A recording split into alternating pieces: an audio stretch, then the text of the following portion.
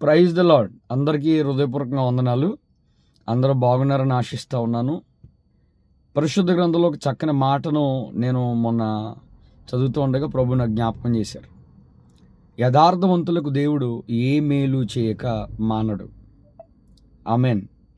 నిజంగా మన జీవితంలో మనము యథార్థంగా ప్రభునామాన్ని స్తుతించగలుగుతూ ఉంటే, యథార్థంగా ప్రభునామాన్ని మహింపరచగలుగుతూ ఉంటే, ఆయన నువ్వు చెప్పకుండానే దేవుడు మేలులు చేసేవాడు, అడగకుండానే నీ అక్కర తీర్చేవాడు, ఆలోచించకుండానే నీ ఆలోచనను నెరవేర్చేవాడు. ఈ పని చెయ్యాలా అనే ఆలోచన నీకు రాకముందే ఆ పని చేసే దేవుడు. ఎందుకంటే దేవుడు మనలో నుండి యథార్థతను మాత్రమే కోరుకుంటా ఉన్నాడు. ఏమండి, అందుకే దేవుని యొక్క వాక్యం చెప్తుంది, యథార్థవంతులకు దేవుడు ఏ మేలు చేయక మానడు. అయితే నువ్వు యథార్థంగా ఉంటే చాలు. మేలు అనేటువంటిది దేవుని అడగవలసిన అవసరంలే, ఆశీర్వాదం అనేటువంటి దేవుని అడగవలసిన అవసరంలే. అబ్రహాముడి జ్ఞాపకం చేసుకోండి. అబ్రహాము యథార్థంగా ఉన్నాడు, నీతి కలిగిన వాడిగా ఉన్నాడు, విశ్వాసంతో ఉన్నాడు. దేవుడు అడగకుండానే ఆయనను గొప్ప ఆశీర్వాదాన్ని ఆయనకి ఇచ్చాడు. ఇసుక రేణువులు లాంటి ఆశీర్వాదాన్ని అబ్రహాం పొందుకున్నాడు. మీరు అర్థం చేసుకోండి, ఆయన సంతానం ఇసుక రేణువుల్లో ఉంది, లెక్క పెట్టలేము. అబ్రహాంకి ఇచ్చిన ఆస్తులు కానీ ఐశ్వర్యాలు కానీ లెక్క పెట్టలేము. దేవుడు అలా చేశాడు.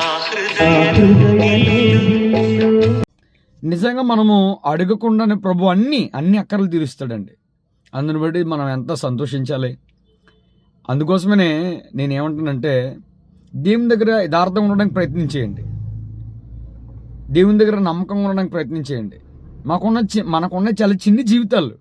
మీకు తెలుసా, 960 సంవత్సరాలు బ్రతికిన మెతూషెలా ఎక్కడ, ఇప్పుడు మన జీవితాలు ఎక్కడ? 50 సంవత్సరాలు వస్తే మన పని అయిపోయినట్లే. 969 సంవత్సరాలు బ్రతికిన మెతూషెలా జీవితం ఒకసారి ఆలోచించండి. అంటే 250 సంవత్సరాల యవ్వనం, 250 సంవత్సరాల కౌమారం, 250 సంవత్సరాలు ఏమండి బాల్యం, యవ్వనం, కౌమారం, 250 సంవత్సరాల వృద్ధాప్యం.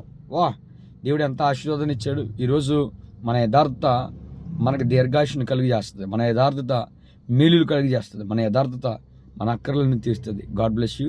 దేవుడు మిమ్మల్ని దీవించును గాక. ప్రార్థించండి, ప్రభు సన్నిధిలో మేలులు పొందుకోనండి. ఆమెన్.